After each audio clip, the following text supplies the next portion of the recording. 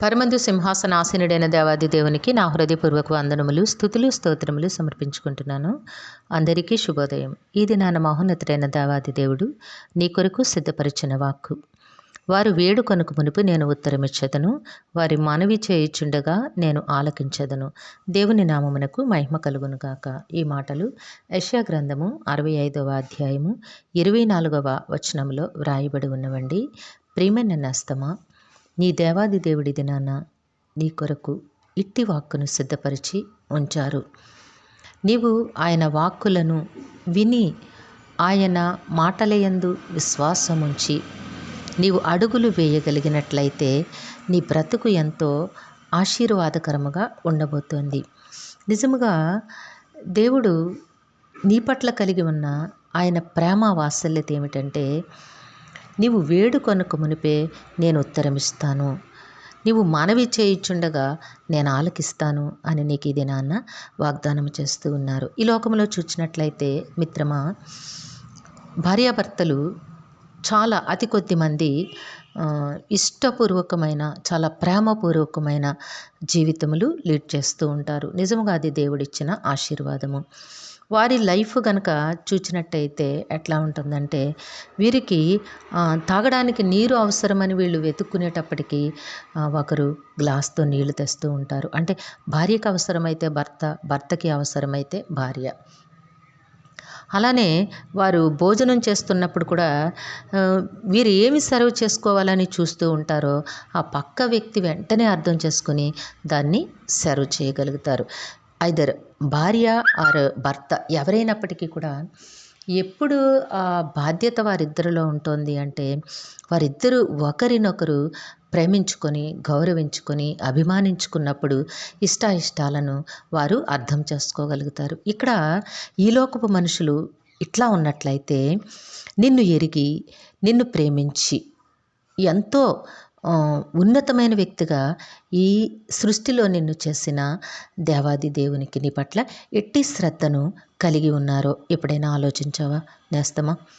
ఆయన నీ మీద మరింత శ్రద్ధను చూపుతారు అనే తలంపు నీకు ఎంతో ఆదరణను చూపుతోంది.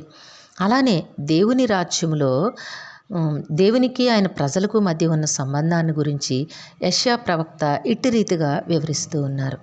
ఏమిటంటే, వారు వేడుకొనక మునుపు నేను ఉత్తరమిచ్చెదను, వారి మనవి చేయుచుండగా నేను ఆలకించెదను.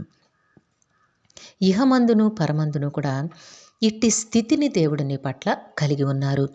ఇట్టి బాధ్యతను దేవాది దేవుడు నీ పట్ల కలిగి ఉన్నారు. అయితే కొన్ని పర్యాయములు నువ్వు అనుకుంటూ ఉంటావు, ఈ మాటలన్నీ అబద్ధమే, ఇవేవి నిజాలు కాదు అనిపిస్తోంది. ఎందుకంటే ఎన్నో నెలలుగా, సంవత్సరాలుగా నువ్వు చేస్తున్న ప్రార్థనకు ప్రతిస్పందన రాకపోయినట్లయితే నీకెంతో వేదన కలుగుతోంది. అయితే ఇక్కడ నీకు ఉండాల్సింది ఏమిటి అంటే మిత్రమా, నీకు దేవునితో సాన్నిహిత్యాన్ని నీవు కలిగి ఉండాలి. ఆ సాన్నిహిత్యాన్ని పెంచుకుంటూ నీ హృదయము ఆయనతో ఏకీకరణ చేసుకోగలిగినట్లయితే నీవు ఆయన సంరక్షణను, ఆయన శ్రద్ధను కూడా నీవు విశ్వసించగలుగుతావు. అనేకమైన సంగతులను నీవు నేర్చుకోగలుగుతావు.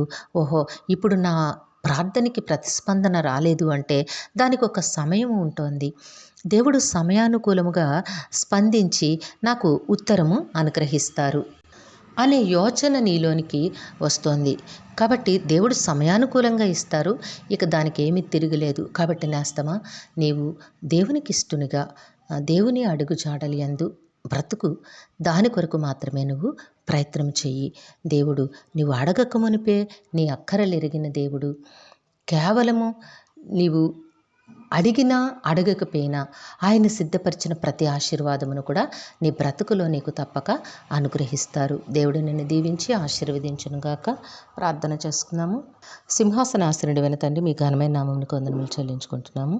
ఈ దినాన్ని మీరు మీ బిడ్డకి ఇచ్చిన వాక్కును బట్టి స్తుతులు సమర్పించుకుంటున్నాము. మీ బిడ్డ జీవితంలో నాయన మీ ఆశ్చర్య కార్యములను అద్భుతంగా జరిగించమని వేడుకుంటున్నాము.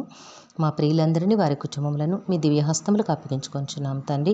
అందరికీ కావాల్సిన ఆయురారోగ్యము, పరిపూర్ణమైన రక్షణ, దీర్ఘాయుష్యు నెమ్మదిని ప్రసాదించండి. తండ్రి, మీ శాంతి సమాధానంతో జీవింపచేయండి. మేలులతో హృదయాలు తృప్తిపరచండి నాయన.